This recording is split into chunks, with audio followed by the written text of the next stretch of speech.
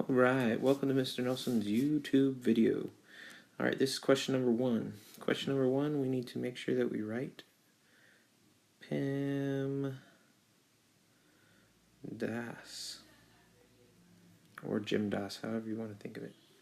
We're going to start with our parentheses. We start inside our parentheses, and we're going to do 3 plus 3.5 and 45.8 minus 21.48. Okay, off the side here, I'm going to do 3.5, and we're going to add 3 to it.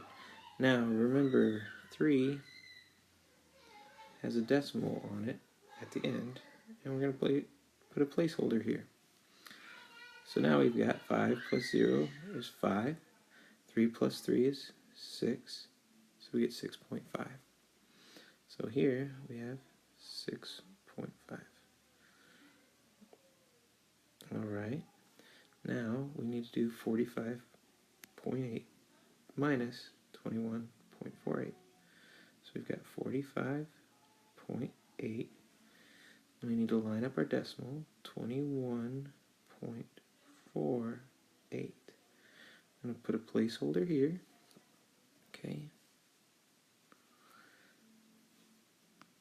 and we subtract.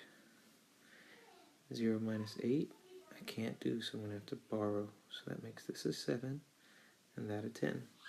10 minus 8 is 2. 7 minus 4 is 3. Bring down my decimal. Now 5 minus 1 is 4. 4 minus 2 is 2. So here I've got 24.32. Okay. Alright, I'm going to bring everything else back down.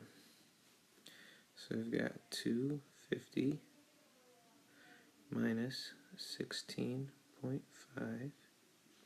Okay. What we're going to do next is we're going to do exponents. Well, I don't have exponents, so we're going to do multiplication and division left to right. So wherever I see it, left to right. Well, when I have a number right next to a number inside of parentheses, that means I have multiplication going on between them. So what I'm going to do next is I'm going to do the 16.5 and the 6.5. So this we're going to do off to the side. 16.5 and 6.5. We're going to multiply. 5 times 5 is 25. 5 times 6 is 30 plus the 2. Bring the 3 up here. 5 times 1 is 5 plus the 3 is 8. Placeholder. 6 times 5 is 30.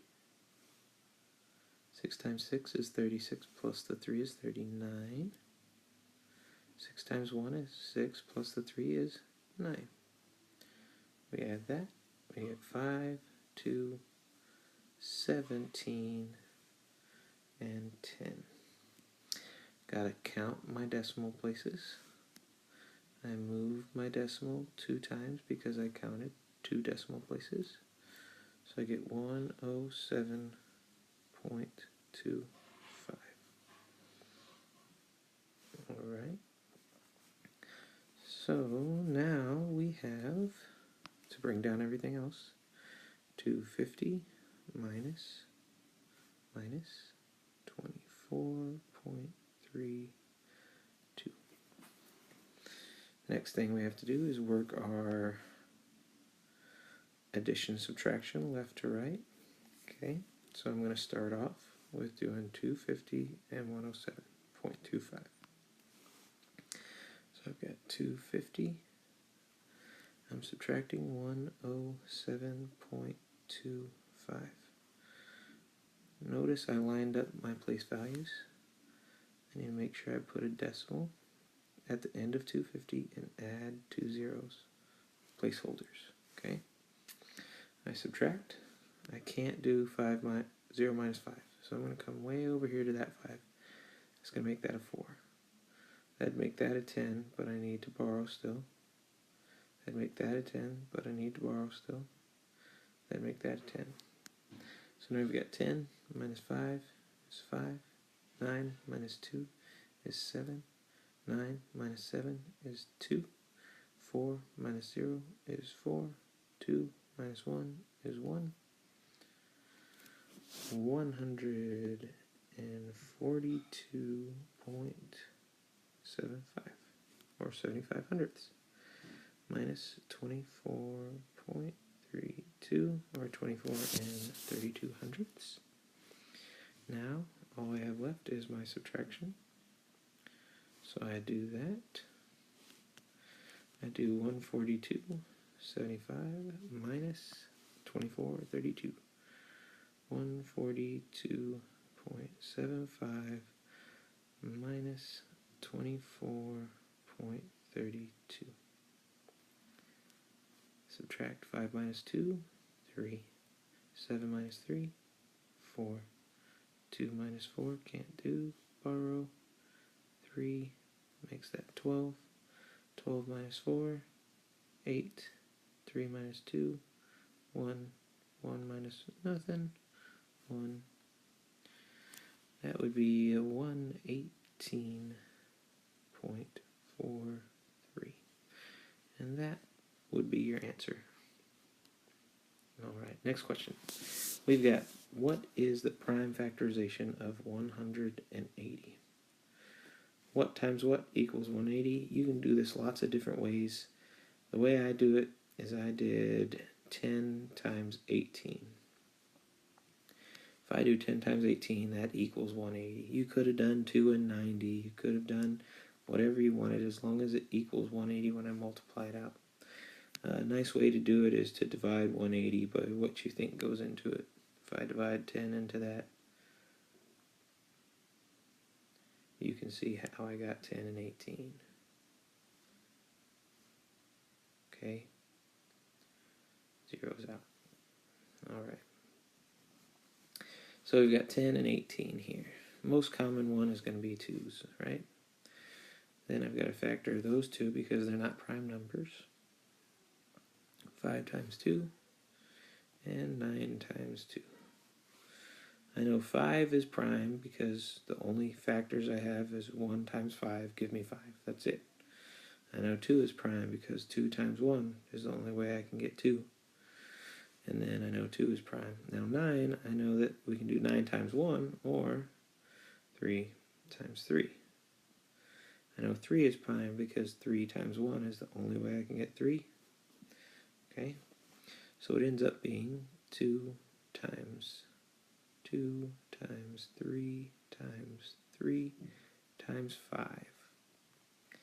Now remember, these I can turn into 2 to the second power times 3 to the second power times 5.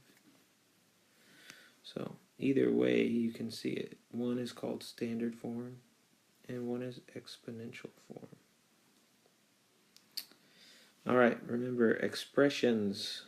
The thing that we know about expressions is expressions do not have an equal sign. So if I'm looking for what would be false about expressions, I'm looking for a statement that is not true about expressions. All expressions contains numbers and variables. Well, expressions can look like this, or can look like this, or can look like this. So that is true about expressions. All expressions are mathematical statements with an equal sign. Well, we just said that expressions do not have an equal sign. They don't have one. So that's false. So since this is false, I'm guessing that's my answer, but let's check. All expressions are mathematical statements without an equal sign. Well, that is true. So that's true and that's true. I'm looking for what's false. Expressions can contain variables. Well, there's an expression with a variable. That's true as well. So this is the only false statement. So that's the one that is the answer. Alright, number 4. Expressions is equivalent to this right here. Alright, so there's something called associative property. And that's where you move your parentheses, and commutative property. That's where we switch our order. 3 plus 4 now becomes 4 plus 3. Okay, so we've got associative and commutative. Now, these are just two properties that we know. And the one that moves the parentheses around looks like this, moves the parentheses around, so that would be associative. This one moves a number around, but it also makes it to where it's not an 8, so there's no way that can be it, right? Because all the numbers are jumbled around. There's no 8, there's an extra 5. Here we've got 3 times 3, 3 times 5. It has nothing to do with this, right? So I'm not seeing the top working on that one. This has 3 and 8, 3 plus 8, but it also has 3 and 5. That right there tells me that it's not the distributive property. So associative property, and then on the bottom you can see here we did the commutative property where we just switched the 5 and the 9 around. So the answer is C, because that's not possible. Alright, what is the value of the expression? This is where you're probably looking and you're like, Mr. Nelson, I'm not sure what to do there. So I'm going to walk you through it, okay? There are two ways you can solve that part of the question, okay? But before we even start, we want to make sure we write down PEMDAS, okay? We're going to start inside our parentheses, okay? So these are brackets, and they're technically just another way of looking at a grouping symbol or parentheses, okay? We're going to start inside our brackets, and we're going to just follow PEMDAS inside our brackets as well. So, do I see exponents? I don't see exponents, so we're good on exponents inside my parentheses. Do I see multiplication or division? Hopefully you say, yes, I see it. It's right here. I've got multiplication because I've got a number outside of a parentheses. Okay, so that's where I'm going to start. I'm going to start with this. 2 times 1.5. Now, I can do 2 times 1.5 like this. Texas method. 2 times 1 gives me 2, plus 1 gives me 3. I keep the denominator the same. So 1.5 is the same thing as 3 halves. So really, this is 2 times 3 over 2. Now, remember we've got fractions, and we know how to multiply fractions, right? Well, 2 is not a fraction yet. I need to make 2 look like a fraction. And I put it over 1 to make it look like a fraction. I taught you guys that multiplying straight across is how you multiply fractions. So we get 3 times 2 is 6. 1 times 2 is 2. 2 goes into 6 3 times when I divide it out. So we get 3 for our answer right there. So let me get rid of all this. Since we know that 3 is our answer, we'll just put it right here. Alright, we just bring everything else down.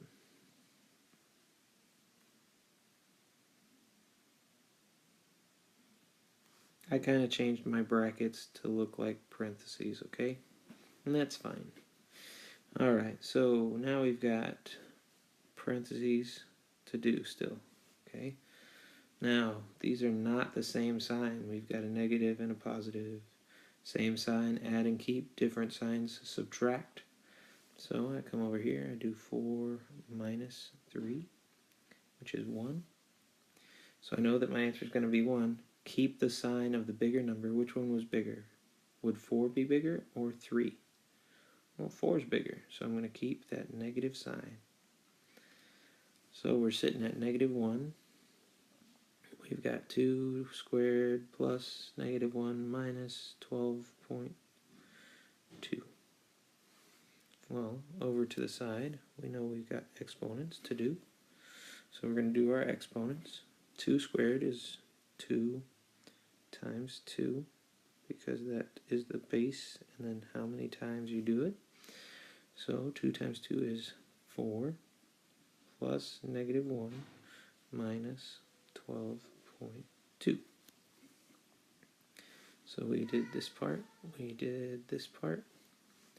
Now, once we're at addition, subtraction, I don't see any multiplication or division, so once we're at addition, subtraction, we're going to work it left to right. That's the only thing we have is addition and subtraction. So I'm going to do 4 plus -1. Same sign, add and keep, different sign, subtract. So I got to do 4 minus 1. 4 minus 1 is 3. Keep the sign of the bigger number. 4 is bigger than 1, so it's going to be a positive 3 minus 12.2. Now we do that. Okay, here's one thing you need to remember. When you see subtraction, which we do right here in the middle, we can do what is called add the opposite. Add the opposite. So instead of it being 3 minus 12.2, the same thing, 3 plus negative 12.2, is the same exact statement as before. So it's the same thing. So we've got different signs, positive and negative. So different signs, same sign, add and keep, different signs, subtract. So we're going to do 12.2 minus 3.0. Because remember, there's a decimal there. Line our decimal ups. We subtract 2 minus 0 is 2. 2 minus 3 can't do, so I'm going to borrow. That makes it 12. 12 minus 3 is, you guessed it, 9. Now, same sign, add and keep, different sign, subtract. Keep the sign of the bigger number. Well, 12 is bigger than 3. So since 12 is bigger than 3, I'm going to make it a negative number, 9.2. So say you had $3 and say I had $3 and I owed somebody $12.2 and I gave them everything that I had. I still would owe them $12 or $9.20. All right, we're only halfway done. Which of the following is an equation? Equation, equal sign. All right, solve your one-step equation. 75 cents times equals 675. Your one step. Remember, you see a number next to a variable, you multiply. Do the opposite operation. I'm going to divide by 0.75 or 75 hundredths. And I get x equals, well, when I divide that, I need to make sure that I swoop, there it is. And if I do it on the outside, I need to do it on the inside. And I end up with 75 divided into 675. And that goes 9 times. 9 times 75 gives you that. If you want to check, you can always plug it in to x. And that'll come in handy when you have a solution. So -9 was a solution to that. Alright, this right here says that this is a solution. Now, in order for it to be a solution, that 2 1/5 has to be able to plug in to each of these x's. So that first equation needs to look like this. 1 1/5 equals 2 1/5 plus 1/5. Okay? If this side equals the other side, then it is a solution. So 2 1/5 plus 1/5, well, that's going to be 2 still. And then 1/5 plus 1/5 is 2/5. Does 2 2/5 equal 1 1/5? It does not. You're absolutely right. So that is out of the question. So it can't be that one. Go to the next one. 3 5/9 equals 2 1/5, because I plugged it in for x, plus 2 3/4. Well, you need common denominators to add this. Well, that's going to be 20 in this case. Okay, so I got 2 and 2. Well, just think about this. If I add 2 and 2, that's going to be 4 already. Is there any way it could be 3 5/9? Nope. So that one is out of the question as well. So we're out on that one. Now, 1 4/5 equals, again, plug it in, 2 1/5 minus 2/5. Okay? So if I'm going to subtract here, we just take our top number and we would be subtracting. But when I subtract that, I can't, because there's not enough, right? Well, if there's not enough on a positive number like this, what I'm going to do is I'm going to convert 2 1/5 to an improper fraction with the Texas method. Okay? 2 times 5 is 10. 10 plus 1 is 11 over 5. So we're sitting here at 11 over 5 minus 2/5. 11 minus 2 is 9/5. Well, 5 goes into 9 one time, and there would be 4 left after I took away 5. You keep the 5th. You keep that denominator. So 1 4/5 is when I plug it in, 2 1/5 is a solution to this equation right here. If I did down here 2 1/5 plus 4/5, that's going to give me 3 exactly. Is that 2 2/5? No, it's not. So it's not that one. Here we just have to key in on what we're doing, okay? So we're looking at the number of days she eats lunch. So after one day she'd eat lunch, it would take $2.65. We know she can eat for one day. At 2 days, it'd be $5.30. Okay, so at 3 days, it'd be even more, right?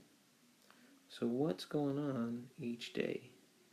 Well, you're adding $2.65 over and over and over.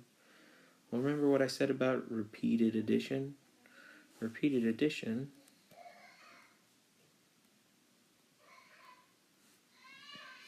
is multiplication. So I look, is there multiplication here? Nope, there's division. Is there multiplication here? Nope, there's division. So it's either C or D. Now, I'm repeatedly adding what? $2.65. There you go. C is your answer, because I'm repeatedly adding $2.65. So every day I am multiplying by the number of days to find out how much it is. Okay? Alright, which number line shows the solution to the equation below? So first I need to find a solution, or solve for x. Okay? So you do 2.5 plus x equals 6.5. Get rid of addition, by doing the opposite. I need to get x by itself, so I need to get rid of 2.5, adding 2.5. So I subtract 2.5 from both sides. This side it cancels to where I just have x equals, I subtract 2.5 from 6.5 and I get 4 is my answer. Because you can see it is right there at 4. Remember, even though these are different signs, I keep the sign of the bigger number, okay? Alright, it says here, which situation best represents the equation below? Basically, we're looking to see where he starts with 25 and he adds an amount to equal to 30, okay? Bobby saves $25 each month. How many months will it take for him to save 230? Sounds like you're repeatedly adding 25, right? Repeatedly adding. What did we say about repeated addition? That's really multiplication. Okay, so that's really multiplication on the first one. Can't be that. Olive read 230 pages of book. If he reads 25 more pages, how many pages X will he have read? Well, that's saying 230 more pages, you're adding 25 to that, equals X.